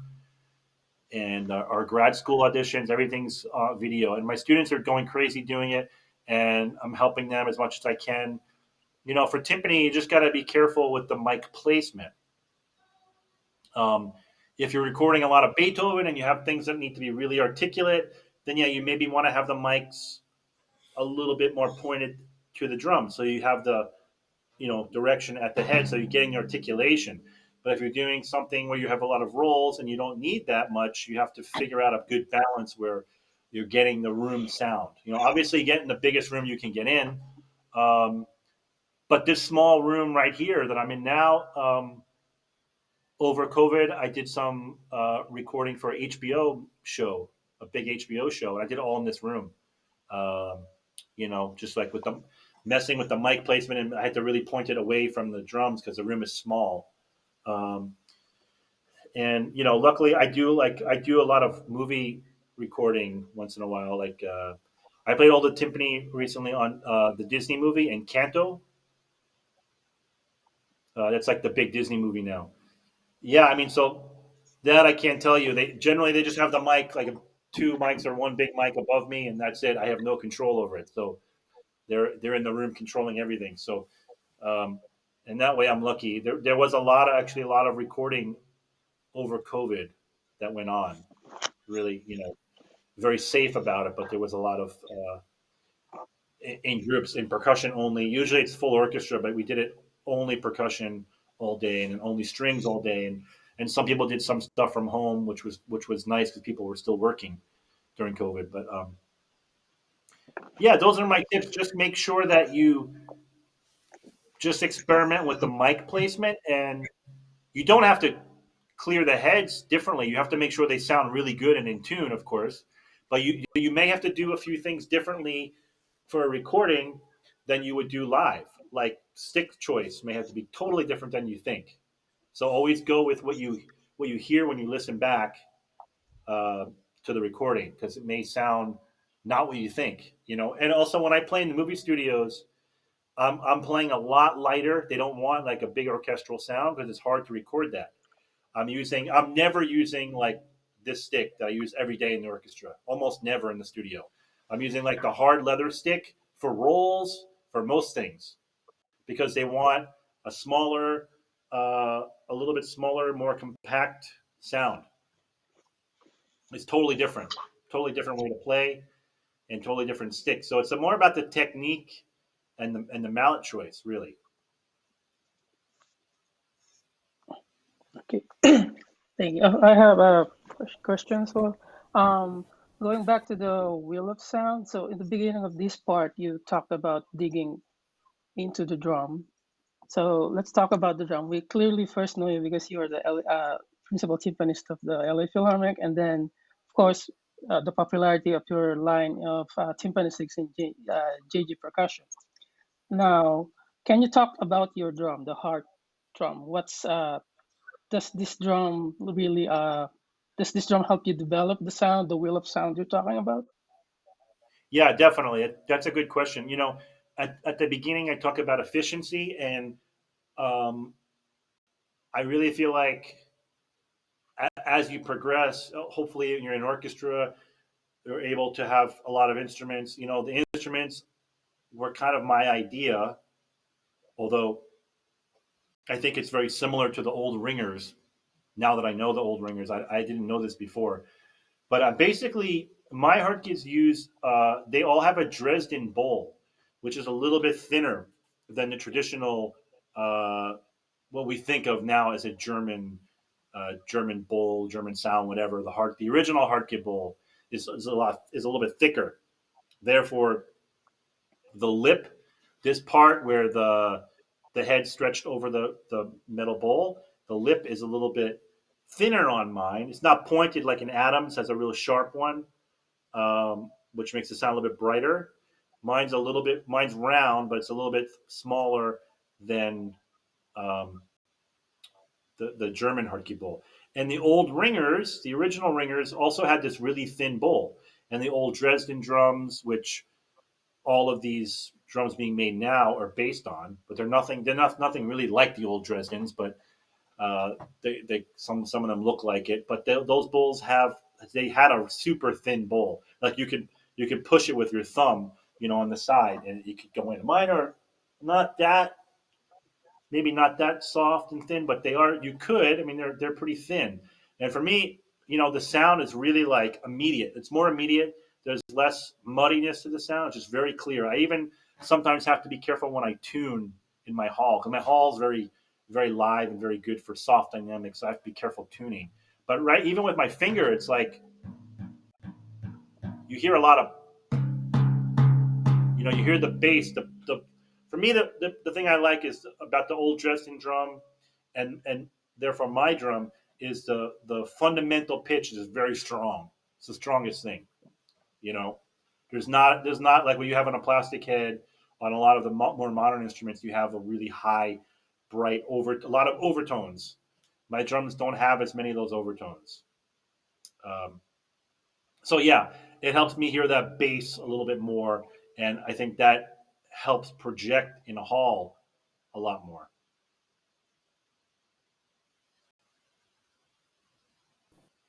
All right. If that answers So that. I love how you presented this masterclass. Like you started with how to warm up, and then you presented the technique, and the part three, it's like the application of all those, the first two things you talk about. Now, let's go through more, they call this, more on orchestral type. So we have a question on this on Zoom, which is slightly off topic with what we're talking about. It has something to do with altering or changing notes on the timpani for some of the orchestra repertoire. I know the Dvorak Symphony Number 9. Some timpanis like add a bit of notes on the last movement, I think, or there are the repertoires I can't remember. But who decides it? Is it the timpanist or the conductor? Usually the timpanist. Yeah, usually the timpani will decide to change a note. I don't change a lot anymore. I used to change a little bit more, but now I don't. I just feel like it's not really the point, even if it's out of tune. You know, I feel like some conductors like Dvorak had the option to change the notes, but he didn't. You know, he didn't add all these crazy notes. Um, some people like Beethoven didn't really have the option to change the notes during the movement because the hands were it was all by hand then, and I feel like that's a whole nother masterclass. But I feel like there's no need, in some composers to change a note. That's not the point. The point was more rhythmical intention, rhythmical drive, the aggressiveness of the harmonies. Um, that was more important. So yeah, sometimes though, conductor will bring their parts and they'll ask you to change certain notes. You All know, right. Mm-hmm. Since we've mentioned conductors, do you have a favorite conductor? Tricky that's question. a hard. I mean, my conductor now is pretty good, pretty special, Yeah. Hmm. Yes. and very fun to play with, and it feels we feel very lucky. So yeah, he's definitely up there. But I'm lucky to have been able to work with a lot of all the great conductors. So it's hard. It just depends on the repertoire, and everybody has their strength, of course. Hmm. But yeah. And there is a follow-up question. What is your idea of playing the same notes with two timpani at the same time? The same notes of two timpani at the same time. I do it. I do it a bunch. Like I said, I do it in the beginning of Brahms. Um, Brahms one, right, to keep the C's really big and round. Um, kind of fills out the space a little bit. Also, when you play two notes, if you have the right touch at the same time, it kind of cancels the attack a little bit, so the sound becomes rounder. If you play on one Mm, drum, the sound's very direct, right? Bop, bop. When you have two, wah, wah, it gets a little bit more, it kind of muffles the attack if you have the right touch. And you can get that on one drum too. It's just a lot harder. But I do that. I do that a lot for big notes. I also do it for soft notes, sometimes rolling, like in a maybe a Bruckner symphony or a Mahler symphony, where it's just like it's soft, but it's a very heavy sound. Like if it's like a low F, I may put two Fs or C natural. I might again put two Cs and just roll really lightly. So you get this like it's like a blanket almost of sound. Like it's like a wider sound, humming as opposed to just one. Because when you have one again, you're gonna hear more like the one sound, the one pitch, and maybe the sticks a little bit more exposed. Whereas when I'm here, they kind of cover each other up, and I can accumulate the bass of both drums. keep the sound really like a nice warm blanket. You know that feeling. It's kind of fun actually. All right. I guess I have a curious question for you. You said you've attended the Cloyd Duff Timpani masterclass years before, and Hmm. if I remember correctly, Cloyd Duff's style of playing is like somewhat French. So you said that the Yeah, thumbs are facing the ceiling.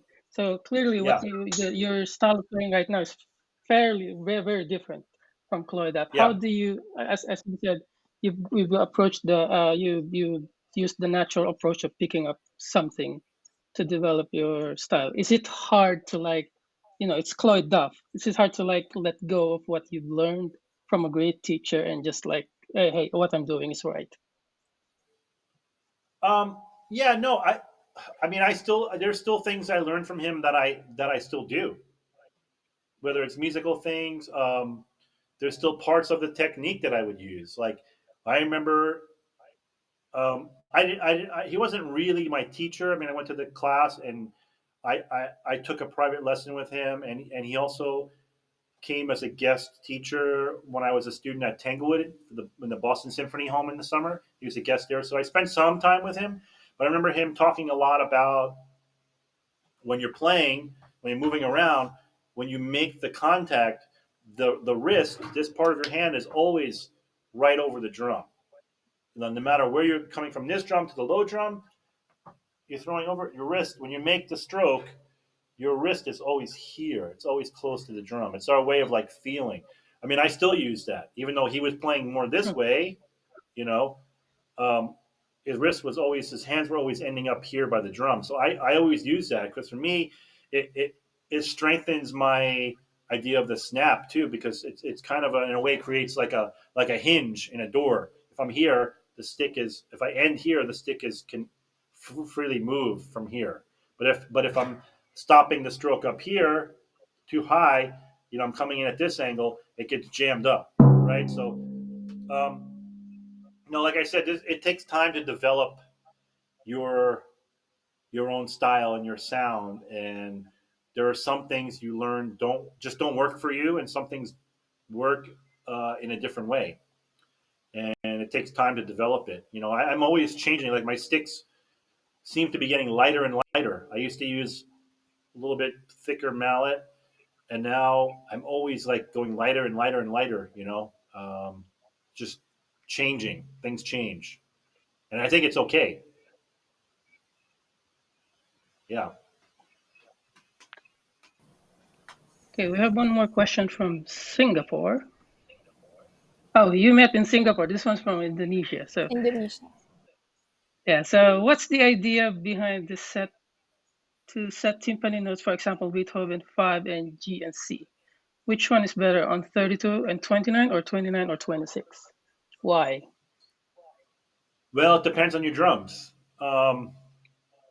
I do both ways um, because when I do it with Gustavo, when I do it with Dudamel, he prefers a more romantic version, meaning it's like I don't know for sure if the string section is a little bit bigger, but it definitely feels like a bigger version, like a very aggressive.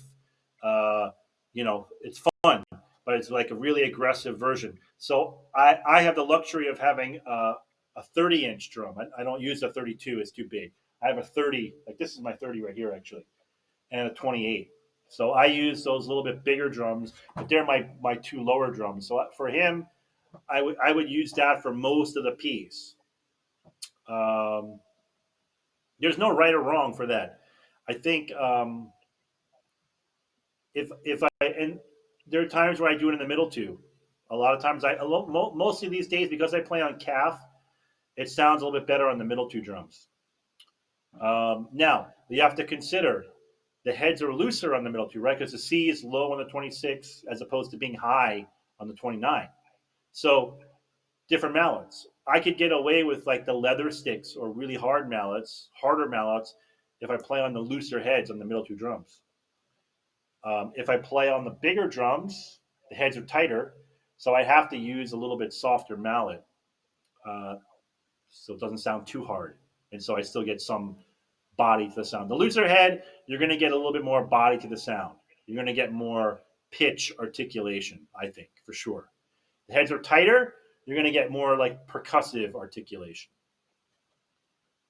And because I'm playing maybe a little bit louder, a little bit more power than I normally would for that piece with Gustavo, let's say, I'm still getting to the bottom of those tighter head drums, the bigger drums, because I'm playing a little bit more. Does that make sense? That's my thinking on that. Mm-hmm. Yep. Yeah, here's another question. I think it's off the beaten path. And I remember you shared to us during our meeting like 2 weeks ago that you're able to visit the Philippines because you're part of the New York Philharmonic and you have Yeah. performed in the Cultural Center of the Philippines, right? And Uh huh. just wondering if you're the one who played the timpani during New York Phil tour in the Philippines. Yeah. Well, that was I think my first tour ever was 1998.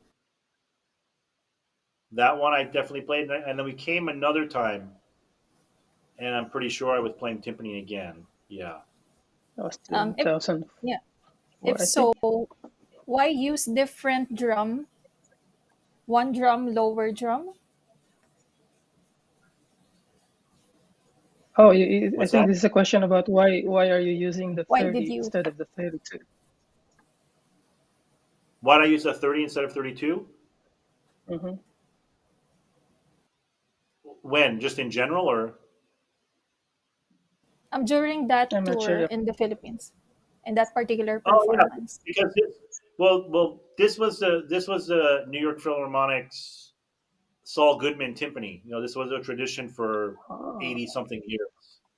Yeah, so definitely that first tour because my teacher was the principal timpani, Roland Koloff, and I remember he first the first place on the tour was Japan in Tokyo, and he left. He flew there with the orchestra, but then he left right away. His wife, I remember his wife was really sick, so he had to go back home. So I had to move over and play timpani for the rest of the tour because I was the assistant timpani at that time. That was my position, percussion and timpani. But then since he left, I had to play all the principal timpani. Therefore, at that time, I just played his timpani, which were Goodman timpani, which was even in Saul Goodman's time, and this is from the old German tradition. Was the two outside drums were by hand, 30 inches, and we had a 23 or 24-inch maybe, and then the middle two was only a 28 and a 25 forever. That's all Goodman used. That's all Roland used on all New York Philharmonic recordings. And that the 30-inch chain drum had one of the biggest sounds of any drum I've ever played. It was a really big drum. There's you're only talking about 2 inches for the 32-inch drum. A little bit bigger, but no pedal and by hand. And you can play most of the repertoire without the pedal on now. Only now contemporary music you need the pedals for sure. that's true. Yes, thank you Okay, for looks like we answering don't our have anyone. question. Yep. Yeah. How about you, Danielle, Sarah? Any more questions? I think we can Um, just no, go ahead, Sir Daniel. I I Okay, so I I had the chance to see LA Philharmonic in Hollywood Bowl 2017. You did Oh wow, host. fairly Yeah, recent. I was there. Were you the one cool. playing timpani? Well, it 2017. depends. I actually went backstage to meet you guys, but then I was too shy to approach you and get signed. So I don't know if I did was you? there. Yeah, it's 2017 August 26. I think it was August 26. Do you remember what the That program sounds like a was? special day for you. Um, the planets under Oh, probably. yeah, yeah. Yeah, probably there. Because in the summer, because I do a lot of teaching and I'm out of town a lot, so I use a lot of my weeks off in the summertime. But yeah, I think because as two timpani, I was probably there. Probably, I remember that. That was an awesome program. Yeah, that's a fun. It's a great place to play in the summer. It's amazing. We're really lucky. Okay, this is a very interesting question. So on Zoom, there's a what's the difference with working with NY Phil and LA Phil? The difference between working with New York Phil and LA Phil. Yes, Um, well, a lot of things are actually similar. Similar. We get similar conductors, similar soloists. You know, um, the culture is a little bit different. We of course we do a lot more contemporary music, at least from when I was there. Look, we're doing world premiere almost every week. There's like a new piece. We have a lot of money for commissioning, a lot of new music, a lot of projects like big staged concerts. We do more opera than I've done in New York. Um, yeah, I mean that's the biggest thing. It's a little bit different culture, a little more. I feel like we're a little here. It's a little bit more open to trying new things. Where New York, is a little more traditional. Of course, it's the oldest orchestra in the U.S. So there's all this like you know, uh, extra feeling of like we have to always do the standard repertoire. At least when I was there, that's what it was like. And when we went on tours, it was always like everybody wants to hear the New York Philharmonic play Beethoven and Mozart and Brahms, and the repertoire because it's the New York Phil. But when we go on tour, we're still bringing world premieres, and then we're doing a full concert of John Williams, a lot of his music, which is a real workout, And we did one in Seoul in Korea at the Olympic Stadium for like thousands of people. We did one in Scotland and the Edinburgh tour. We did Mahler Symphony, but then another whole day was just John Williams in a soccer stadium for like 17,000 people. So it's just different. There's a lot of, and the Hollywood Bowl too is like a big part of the culture of LA, the city. People expect it's a great place, as you saw. You can go there, you can bring your own food, you can Mm-hmm. buy $2 tickets all the way in the up on the top, or you can spend $500 and have a dinner like in the front. So it's like this wide range. The whole city is uh, looks forward to it every summer, and everybody goes, and you can bring drinks and food, and it's fun, and it's not like oh, we're going to a classical music concert, everybody has to be quiet and calm, and it's very like it's fun and open, and there's other programs. We do movie music and stuff with rock bands sometimes, and so it's a good mix of good things for the city, for the people. It's good. all right. Okay, thank you for sharing So your performance experience with both orchestras. And maybe we could proceed with our last part, which is the demo of your new timpani solo with electronics. Yeah, if you could tell us something a about bit of this that. music before you play it. Yeah, so the piece is pronounced Kuma. It's spelled Kyma, but it's pronounced Kuma. It's an old Greek word that I kind of came across after I wrote the piece. I had a hard time like coming up with a title for the piece, but that it fits pretty well. It basically means wave or to sprout, like something that sprouts out of. Um, and then I found out later too the ancient also an ancient Aramaic word, like from biblical times, um, which means little by little. And really, that's how the piece was written. I started with this pattern, kind of uneven sticking, and the accents that occur from the uneven sticking just naturally without thinking about it, meaning like right, left, right, left, right, left, so on, kind of improvised in a certain speed on the center of the low drum on a low D, and the whole piece starts from that, and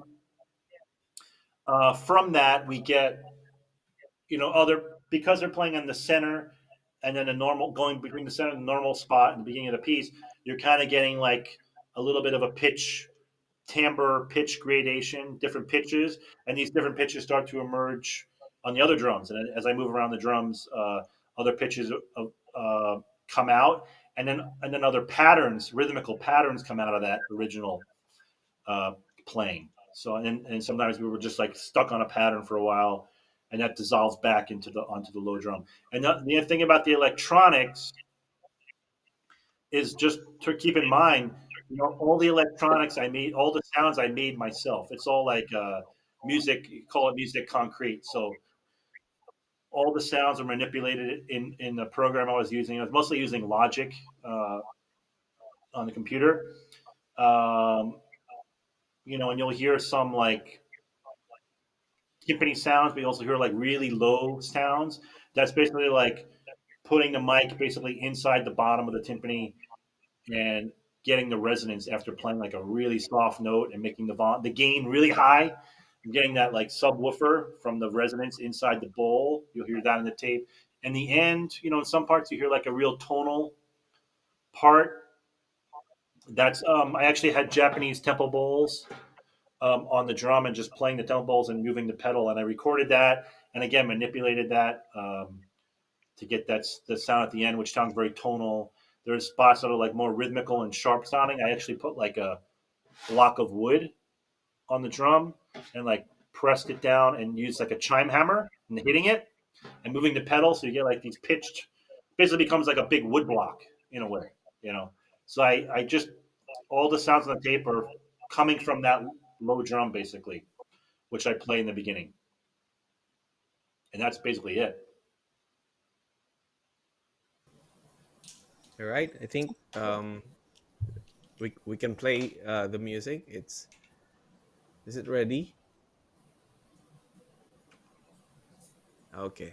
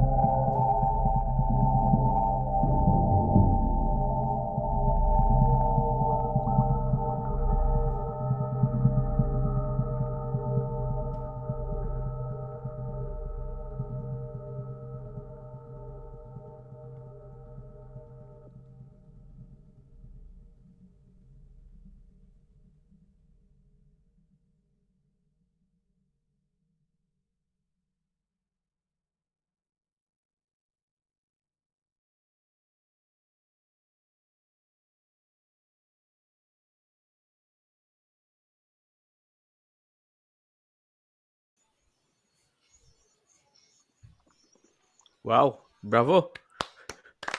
Thank you. Mind Okay, here's blowing. what you learned when you're clapping. Thank May you. I ask, is the score available already? Does it No, come with music with click track? yeah, it's not available yet. It will be soon. It will have the click track. Basically, Mhm. it will have two versions, of course, one with the click and one without the click, so you can, of course, have it live for the audience. But Mhm. um, Mhm.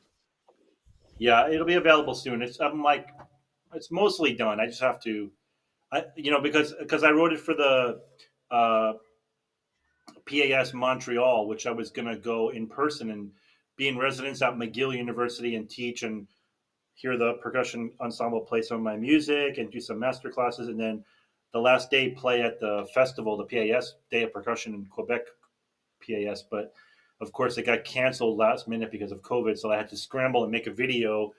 So I didn't have time to really finish the notation of everything. But the timpani part is pretty much worked out. I have to find a way to notate the electronics sometimes in some spots, but um, yeah, it's almost done.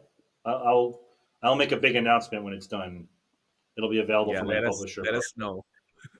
yeah, Congratulations. thank you.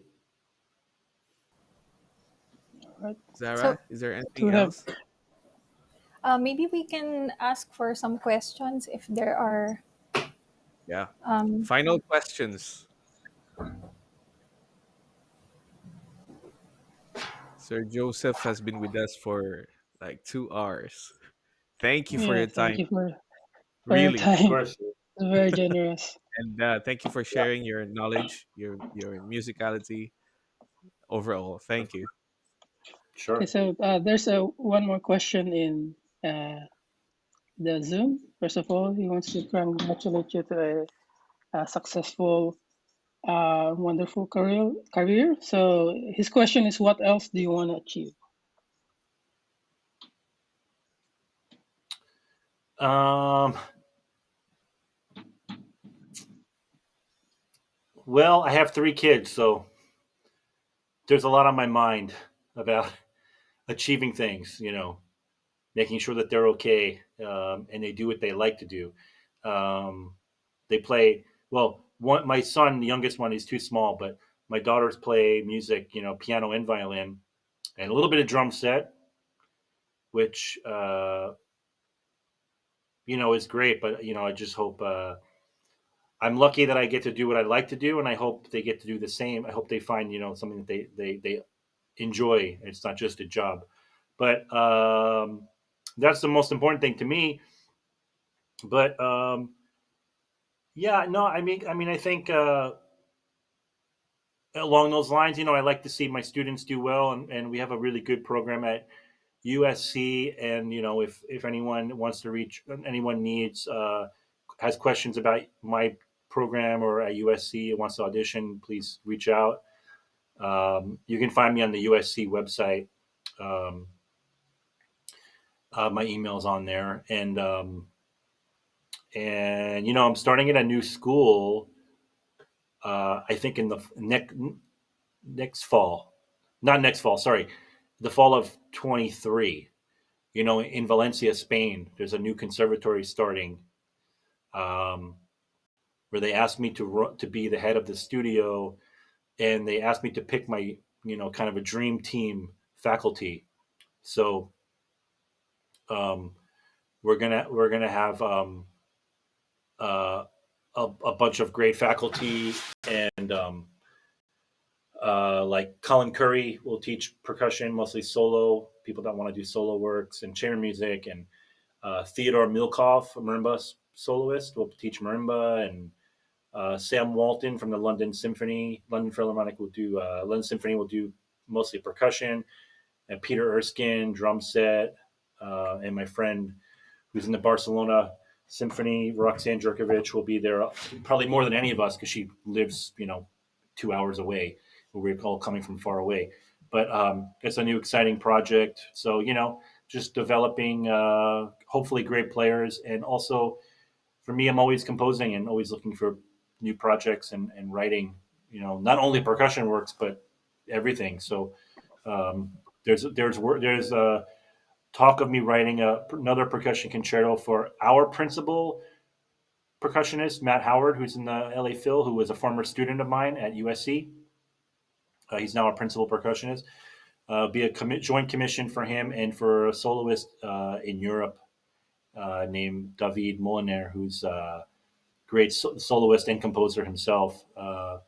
We're still finalizing the details with that, which orchestra in Europe. But so there's always composition projects happening, which are exciting to me.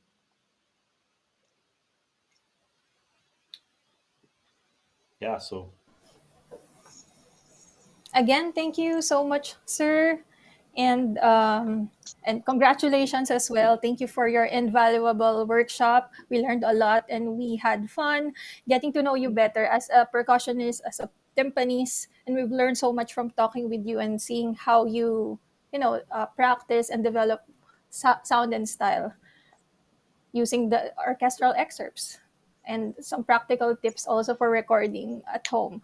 And I would like to thank my co-host as well, Sir Daniel Bartolome, and Sid Topalan. He's in the US as well, and our stream producer backstage right now, Mr. Ryan Peralta. And on behalf of PAS Philippine chapter, we are beyond grateful for giving this time to teach us those things Yeah. about developing sound and style on the timpani. Yeah. So thank you thanks so for much. having me. We're Yeah. Thank grateful. you. Thank you. Okay. So we will have a short meet and greet if you can still join us. I know it's late in LA time and also in Jersey time. So we are going to have a short meet and greet on Zoom and just a quick photo, a quick group photo. Okay. So thank you so much, Sir Daniel and Sid and Sir Thank Joseph you, Pereira. Zara. Thank you, Sid. Thank you. Thank you. Thank you, Joe. Thank you.